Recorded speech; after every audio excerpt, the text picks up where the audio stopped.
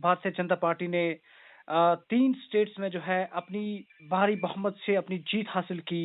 तो इसी संबंध में आज हमारे साथ बात करेंगे जो एसटी मोर्चा के स्पोक्स पर्सन है, भारतीय जनता पार्टी के chief spokesperson Chaudhary Imtiaz Kataria साहब। उनसे जानने की कोशिश करेंगे कि किस तरह का रुझान है और किस तरह की इसमें उनकी राय रहेगी जो आज का ये मुकाबला था 3 स्टेट्स में। तो सबसे पहले आपका खैर मकदम करते हैं इम्तियाज साहब, और आप बताइए कि आज ये जो रिजल्ट आया है भारतीय जनता पार्टी की बड़ी शानदार जीत हुई है, तो इस पे आपका क्या कहना है? बहुत बहुत शुक्रिया। सबसे पहले जितने भी सामीन मुझे आपके लाइव टेलीफोनिक कन्वर्सेशन की माध्यम से सुन रहे हैं, उन सबको प्यार भरा सलाम पेश करता हूं।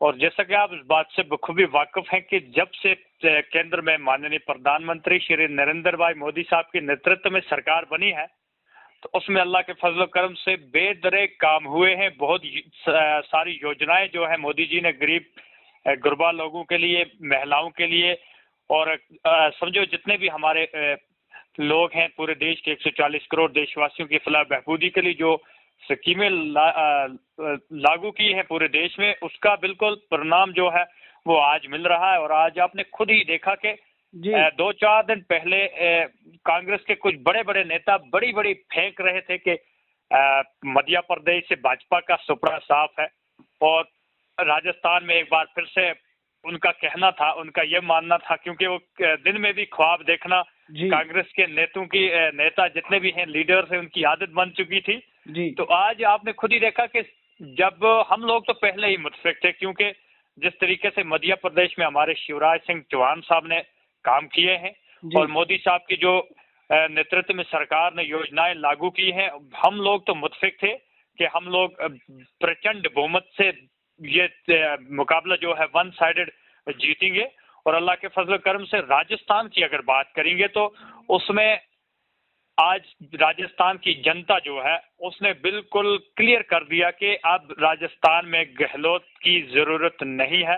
और आज राजस्थान में एक बार फिर से लोगों ने प्रधानमंत्री नरेंद्र भाई मोदी साहब की नेतृत्व वाली जो हमारी सरकार है भारतीय जनता पार्टी पर, उन्होंने बिल्कुल भरोसा करते हुए प्रचंड बहुमत के साथ हमारी एक बार फिर से मध्य प्रदेश में सरकार बन रही है। यहाँ पे आपको रोक रहा हूँ, आप मुझे बताइए अभी जो है अभी ये स्टेट का इलेक्शन था और 2024 में जो है अब पार्लियामेंट इलेक्शन होने वाले हैं, तो किस तरह से देखते हैं आप ये जो चुनाव आज हुआ इसको किस तरह से देखते हैं जो पार्लियामेंट इलेक्शन है उसके रिलेटेड? भाई साहब बात सुनिए, ये आपको पता ही है एक गेटवे होता है किसी भी पॉलिटिकल पार्टी का, जब वो राज्य जीतती है, स्टेट के इलेक्शन जीतती है। और आज आपने खुद ही देखा कि हमने बहुत ही बड़ी प्रचंड बहुमत के साथ मध्य प्रदेश में 162 प्लस सीट्स जो हैं अपने नाम की। इसी तरीके से 125 सीट हमने राजस्थान जैसी रियासत में हासिल की, और छत्तीसगढ़ में हम लोगों ने 55 प्लस सीट्स जो हैं वो अपने नाम की। और तेलंगाना जहां पर भारतीय जनता पार्टी का पिछली बार एक विधायक था, तो आज 12 से 14 सीट क्या हम लोगों ने बढ़त हासिल की है। और मैं आपको ये बात कहना चाहता हूं, बिल्कुल आपके टेलीफोनिक कन्वर्सेशन के माध्यम से सबसे पहले मैं देश के जितने भी हमारे भारतीय जनता पार्टी के कार्यकर्ता हैं उनके साथ साथ पूरे 140 करोड़ देशवासियों को आज की इस जीत पर, क्योंकि ये देश के प्रधानमंत्री की जीत है, समझो ये पूरे हिंदुस्तान की जीत है, इसकी बधाई देता हूं। और उसके साथ साथ मैं ये स्पष्ट रूप से कहना चाहता हूं कि ये एक सेमीफाइनल था, जो 2024 में हमारा फाइनल होने जा रहा है, उसके लिए बिल्कुल हम लोगों ने आज क्वालिफाई कर दिया है। और इसका सीधा साधा असर जो है हमारा 2024 का जो इलेक्शन आने वाला है पार्लियामेंट का, और लोगों ने मन बना लिया है, हमारी महिलाओं ने, हमारी बहनों ने, हमारे जो साइलेंट वोट रहते हैं, जो पहली बार हमारे युवा वोटिंग करते हैं। और आज भी आपने देखा कि इस बार मध्य प्रदेश, छत्तीसगढ़, राजस्थान में सबसे ज्यादा वोट जो किए हैं वो हमारी महिलाओं ने, हमारी बहनों ने, और वो नौजवान जो पहली बार वोट कर रहे थे उन्होंने एक बार फिर से प्रधानमंत्री पर अपना भरोसा जताते हुए हम लोगों को प्रचंड जीत के साथ नवाजा है। और इसका सीधा साधा साहब एक और सवाल मेरे मन में आ रहा है, बताइए कि आखिरकार 9 साल होने को जा रहे हैं, अब यहाँ के लोग लोगों के साथ-साथ सियासतदान और खासकर अगर लोगों की बात करें तो वो इस चीज़ के इंतज़ार में है कि अब कश्मीर में इलेक्शन कब होने जा रहे हैं। तो इस पे बीजेपी क्यों नहीं कोई सवाल खड़ा करती है या बीजेपी अभी इलेक्शंस के लिए तैयार क्यों नहीं हो रही है? जबकि लोगों की डिमांड है कि यहाँ पे इलेक्शंस होने चाहिए, एक यहाँ की लोकल सरकार बननी चाहिए। बिल्कुल, जो आपकी बात है मैं इससे मुत्फिक हूँ। लोग चाहते हैं, क्योंकि भाई साहब ये डेमोक्रेसी है, इसमें हर व्यक्ति को अपनी बात, अपने वोट का अधिकार है। और जहां तक आपने ये बात बोली कि सियासी पार्टियां तंग आ चुकी हैं, अरे भाई साहब कोई भी इस वक्त तंग नहीं है। और मैं आपको एक बात कहना चाहता हूं कि जब भी, आपको पता ही है कि एक अदारा बना है इलेक्शन कमीशन ऑफ इंडिया, जी। जब भी honourable election commission of India जैसे अनाउंसमेंट करेगा कि जम्मू कश्मीर में इलेक्शन हो, हम खुद चाहते हैं कि जम्मू कश्मीर में इलेक्शन होने चाहिए। जी। भारतीय जनता पार्टी का स्टैंड रहता है, जैसे आपको पूरा पता ही है, आप क्योंकि ग्रास रूट की जो डेमोक्रेसी उससे वाकिफ होके जी। लोगों का रुझान किस तरीके से होता है, पॉलिटिकल जी। पार्टीज के बड़े बड़े नेताओं के साथ आप लोग इंटरेक्शन प्रोग्राम करते हो, आपको जी, हर एक इम्तियाज की साहब। सोच का पता चलता है। जी। और हमारी भारतीय जनता पार्टी ही वाहिद एक ऐसी पार्टी है जो जिसमें हमारे बूथ इंचार्ज से लेकर हमारे कॉन्स्टिट्यूंसी इंचार्ज और जितने भी हमारे लोग होते हैं, वो 24 इंटू 7 भारतीय जनता पार्टी इलेक्शन के लिए तैयार रहती है।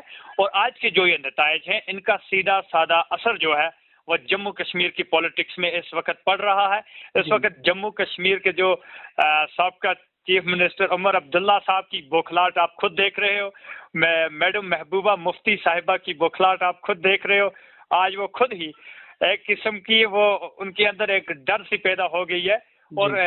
आपने खुद ही देखा कि उमर अब्दुल्ला साहब ने भी अपने एक बयान में कहा कि अगर ऐसा ही प्रदर्शन कांग्रेस करती रही तो 24 में नरेंद्र मोदी साहब का रास्ता साफ हो जाएगा। जी। उसको मैं इसकी बात का एक बात कहना चाहता हूँ, इसमें ऐड करना चाहता हूँ उमर अब्दुल्ला साहब की स्टेटमेंट को, कि बिल्कुल भाई साहब, भारतीय जनता पार्टी का प्रधानमंत्री जो नरेंद्र भाई मोदी साहब है, इसने देश के गरीबों के दिल में अपनी जगह बनाई है, महिलाओं के दिल में अपनी जगह बनाई है, खासकर नौजवानों के दिल में अपनी जगह बनाई है। जी। बिल्कुल आपकी जो ये बौखलाहट है, ये बिल्कुल हम इसका कदर करते हैं। जी। और जहां तक जम्मू कश्मीर की बात है, जी। एक दिन ऐसा आएगा, मैं तो कहता हूं कि अगर कल ही इलेक्शन कमीशन ऑफ इंडिया जी। अगर अनाउंसमेंट करती है कि जम्मू कश्मीर के इलेक्शन करवाए जाएं, तो मैं ये बोलता हूं कि प्रचंड बहुमत से, जैसे मध्य प्रदेश में हमने शानदार जीत हासिल की राजस्थान, और अगला टारगेट जो हमारा है वो जम्मू कश्मीर है। साहब यहाँ पे मैं आपको रोकना चाहता हूँ, बताइए, क्योंकि आपकी सरकार मरकज में आपकी सरकार है, तो कई सारे राज्यों में आपकी सरकार है। अगर आप इलेक्शन कमीशन को रिकमेंड करते हैं कि जनाब यहाँ पे इलेक्शन कराइए जम्मू एंड कश्मीर में, तो कहीं ना कहीं वो सोचने पे मजबूर हो जाएंगे कि यहाँ पे इलेक्शन कराना चाहिए। लेकिन ऐसा दिख रहा है, ऐसा नजर आ रहा है कि भारतीय जनता पार्टी भी इलेक्शन नहीं कराना चाहती है जम्मू कश्मीर में। तो इस पे आप क्या कहते हैं? भाई साहब, भारतीय जनता पार्टी एक पॉलिटिकल पार्टी है, ये कोई नॉन गवर्नमेंट ऑर्गेनाइजेशन एनजीओ नहीं है। ये जी। पॉलिटिकल पार्टी है, और पॉलिटिकल सिस्टम जो है वो सिर्फ और सिर्फ इलेक्शन से ही चलता है। और हम भी चाहते हैं हमारी जम्मू कश्मीर में बिल्कुल भारतीय जनता पार्टी, जैसे आप आए रोज देखते हो कि जगह जगह हमारे बड़े शानदार तरीके से जनसभाएं हो रही है, हम जी। जगह जगह आउटरीच प्रोग्राम्स कर रहे हैं, बिल्कुल हम जी। लोगों के बीच में इस वक्त मौजूद हैं। जी। और मैं चाहता हूं आपके इस इंटरेक्शन प्रोग्राम के माध्यम से मैं रिक्वेस्ट करता हूं कि जम्मू कश्मीर में इलेक्शन होने चाहिए, जी। ताकि जो ये कुछ लोगों को ये एक जैसे मैंने पहले ही अर्ज किया कि कई जो पॉलिटिकल पार्टीज हैं, खासकर जम्मू कश्मीर की जो रीजनल पॉलिटिकल पार्टीज हैं, जी। ये भी कांग्रेस की तरह दिन में ख्वाब देखना इनकी आदत बन चुकी है। जी। और इनको बिल्कुल बेदार करने का वक्त आ चुका है। और जम्मू कश्मीर में जब मध्य प्रदेश वाली सरकार बनेगी तो ये ऑटोमेटिकली इनका मुंह बंद हो जाएगा। जी इम्तियाज साहब, अगर यहाँ पे इलेक्शन होते हैं तो क्या लगता है इस समय भारतीय जनता पार्टी जम्मू कश्मीर में कितनी सीट्स ले सकती है? अरे भाई साहब, हमारा जो मिशन है अब की बार 50 पार, और जम्मू कश्मीर में जो आने वाले, आपको पता ही है पूरे देश में आने वाले हैं हमारे पार्लियामेंट इलेक्शन, उसमें अल्लाह के फजल करम से हम 5 की 5 सीटों पर विजय हासिल बड़ी प्रचंड बहुमत के साथ इस बार जीत हासिल करेंगे। और उसके साथ साथ जो हमारी असेंबली का अगर इलेक्शन जम्मू कश्मीर में होता है तो जम्मू कश्मीर में भारतीय जनता पार्टी का अपने दम पर अपना चीफ मिनिस्टर होगा। और इन लोगों की जो ये दिन में सपने देखना, ये ऑटोमेटिकली ये भी इनको हराम हो जाएगा। बाकी इंशाल्लाह जिस तरीके से हमारा देश आगे बढ़ रहा है, लोगों ने, आपको पता ही आज सोशल मीडिया का जमाना है, इंफॉर्मेशन टेक्नोलॉजी का जमाना है, आज तो कोई बेवकूफ बन नहीं सकता भाई साहब। और मैं आपको ये बात कहना चाहता हूं कि जिस तरीके से नरेंद्र भाई मोदी साहब की नेतृत्व में होम मिनिस्टर अमित भाई शाह साहब की सोच के साथ देश आगे बढ़ रहा है, और भारतीय जनता पार्टी का अगर बात करें तो ये आपको भी पता है कि ये एक संगठन है, ये एक ऑर्गेनाइजेशन है जो हमें मार्गदर्शन मिले हैं अपने नेशनल प्रेसिडेंट श्रीमान जगत प्रकाश नड्डा जी। और जम्मू कश्मीर की अगर बात करेंगे तो मैं बोलता हूँ हमें एक मजबूत प्रेसिडेंट हैं अपने रविंदर रैना साहब। और अगर हम अपने मोर्चा की बात करें तो अल्लाह के फजल करम से इस बार जम्मू कश्मीर के जितने भी, और आपने खुद ही देखा राजस्थान में हमारे जो आदिवासी भाई बंधु हैं, ट्राइबल्स हैं, उन्होंने बढ़ चढ़ कर इस बार भारतीय जनता पार्टी की जिस तरीके से जीत करवाई है, इंशाल्लाह जम्मू कश्मीर में भी अगर इलेक्शन होते हैं भारतीय जनता पार्टी की प्रचंड बहुमत होगी। और उसमें हमारा जो शेड्यूल ट्राइब मोर्चा है वो बढ़ चढ़कर हिस्सा लेगा और रीढ़ की हड्डी के तौर पर काम करेगा। और जम्मू कश्मीर में आने वाली सरकार जो है वो भारतीय जनता पार्टी की है, और 2024 में एक बार फिर से प्रधानमंत्री नरेंद्र भाई मोदी साहब ही होंगे। तो इम्तियाज साहब, बहुत बहुत शुक्रिया आपका हमारे साथ बात करने के लिए। और फिर से जो है मैं आपको बधाई देता हूँ और आपकी पूरी जो पार्टी है उनको बधाई पेश करता हूँ कि एक शानदार जीत आपको मिली है 3 स्टेट्स में। तो आपको बहुत बहुत बधाई देता हूँ। बहुत बहुत शुक्रिया आपको, आपके परिवार को और पूरे देश के 140 करोड़ देशवासियों को एक बार फिर से इस प्रचंड जीत की बधाई देते हैं, शुभकामनाएं, मुबारकबाद। बहुत बहुत शुक्रिया इम्तियाज साहब। शुक्रिया, थैंक यू।